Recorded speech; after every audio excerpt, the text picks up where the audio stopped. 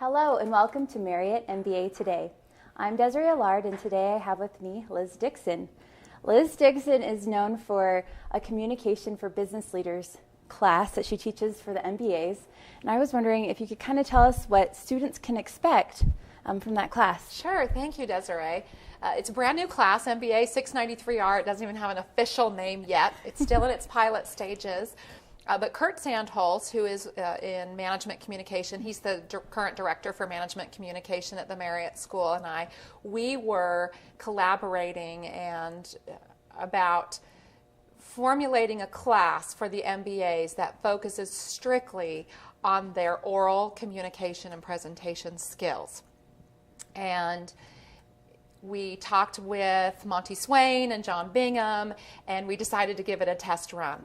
And the class consists of a lecture series from experts in various fields, and these experts are generally not people who teach at the Marriott School. They're people who are experts in what they are doing in oral communication in industry, and we bring them in and we have them talk with the MBAs about everything from how they dress, how they speak, how they interact socially, how they give business presentations, how they resolve conflict in the workplace.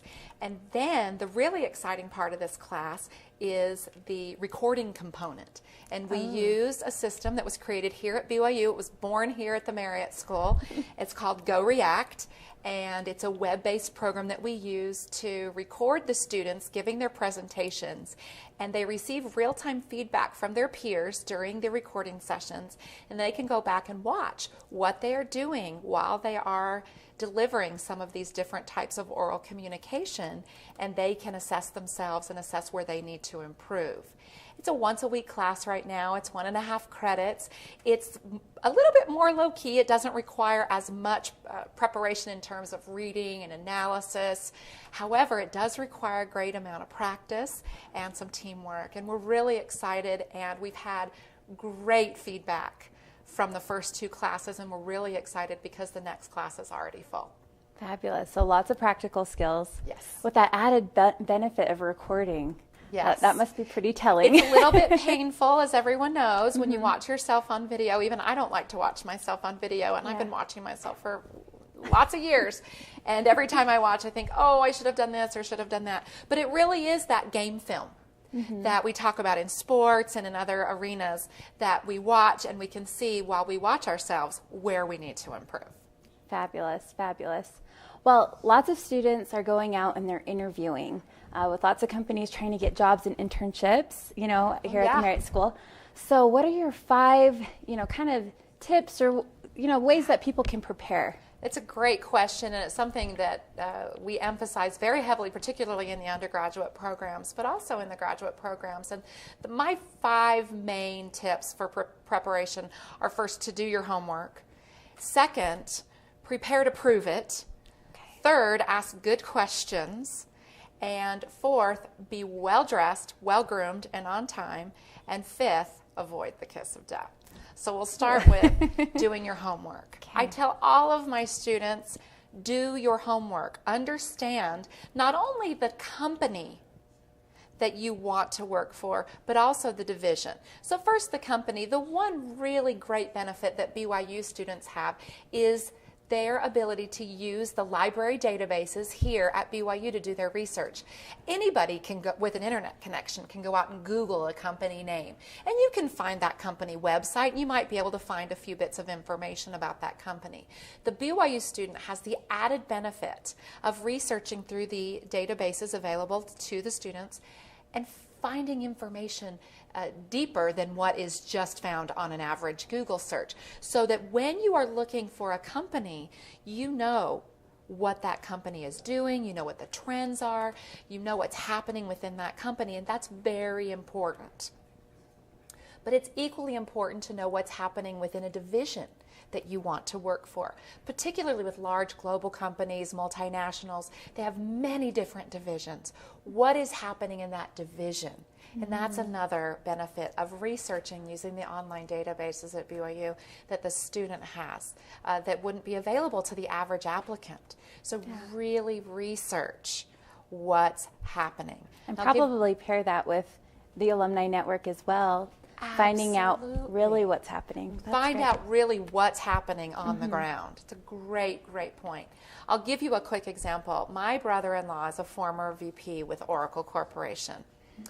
And everybody knows Oracle is a database company, and he would ask a pointed question to people who came in to interview because he was a vice president over Oracle Consulting and for the western region of the United States. So people would come in and he would say, tell me, what do you know about us? And us was intentionally nebulous.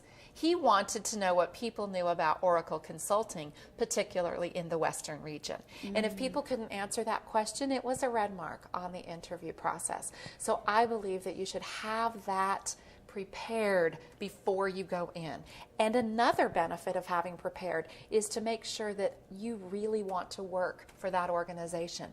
Doing the research, you can understand, what's that corporate culture like? Do I fit into that corporate culture? And going along with what you said, Desiree, it's a great point. Asking other people, you can find out a lot about not just that formal culture, the policies and the procedures that happen in an organization, but the informal culture, that how we really do things around here. Totally. So doing the homework is the first step. And you can also find out, what speaks more to them, which kind of goes to your next point, how to prove it. How to prove it. Yeah. So it's a big deal.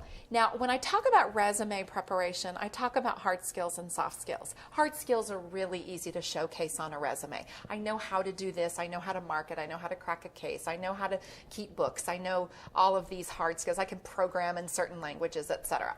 So those are really easy to put on a resume. It's more difficult to showcase the soft skills. I'm a fast learner, I'm a team player, I'm a hard worker, I'm diligent, I'm loyal, I'm dependable, and all those great things that we say about ourselves. And we should in that employment communication. It's the greatest time to sell ourselves. If I were to ask you, however, in an interview, are you a leader or are you a follower? And you give me it sounds like a closed-ended question, and you might answer, Desiree, I'm a leader. And if you stop right there, you're done. The interviewer, in her mind, is thinking, prove it. And that's what I'd like to mention to the students. We teach a technique called PAR. Now, I know lots of MBA students love to golf, and golfing is required of business professionals. But I'm not talking about a golf technique here. But we do want to shoot for PAR in this case. PAR is an acronym that stands for Problem, Action, Result. What you do to prepare to answer certain questions is you develop a data bank of your experiences. So you think of these adjectives that describe you. I'm a leader, or I'm dependable, I'm loyal, I'm responsible, I'm a team player, I'm a good communicator. And then you prove it. With problem, here's a situation I faced at work, at my former job, in my MBA program, at work, in my internship. Action, A, this is what I did about it. R, result, this is how it resulted. What you are doing is painting a picture, illustrating, demonstrating your soft skills in the mind of your interviewer, and you suddenly become alive in your interviewer's mind, and you become the memorable applicant who has this unique selling position in the interview process. So I always tell students, you formulate answers to commonly asked interview questions, which are mostly behaviorally based. Yeah. They know that you know how to do things because of your resume, but then you must prove that you have the other attributes, these soft skills that will make you a benefit to the organization. And using the PAR technique, problem, action, result, you prove it to your interviewer. Once the interviewer has finished with those types of questions, the interviewer might say, Desiree, do you have any questions for me? Yeah. And some people will say, nope, I'm good. And that's the wrong answer. The right answer is twofold. One, you ask good questions about the company. Good questions don't include, when are my first holidays and when is the company party? Those are not the right types of questions to ask. You ask about what's happening at the company. You've done your homework, you've done your research, and you might say, hey, I noticed the stock prices dropped here, or I noticed that this project was canceled. Tell me a little bit more about that. So that's a great question to ask. What's going on in the company and what's going on in the division?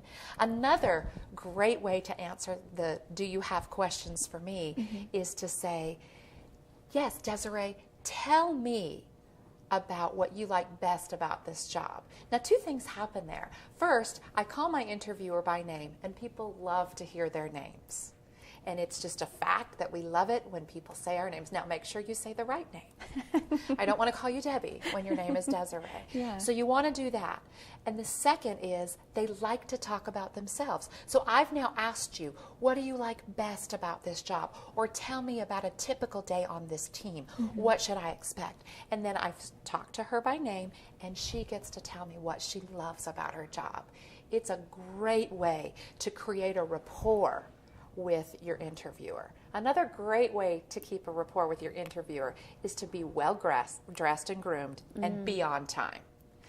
Always be early, not on time for an interview. Early means at least 10 minutes early, and you always want to plan for the contingency of traffic. Do I have to take a taxi? Do I have to take a subway train? Will I be walking? Do I have to find parking? In some big cities, that's difficult to do. Will I be walking from a hotel? How will I get there, and how will I get there on time? Always plan for the contingencies that could arise. Everything from traffic jams, etc. And that just shows, that you respect the person and their time. Absolutely, absolutely. They want you there.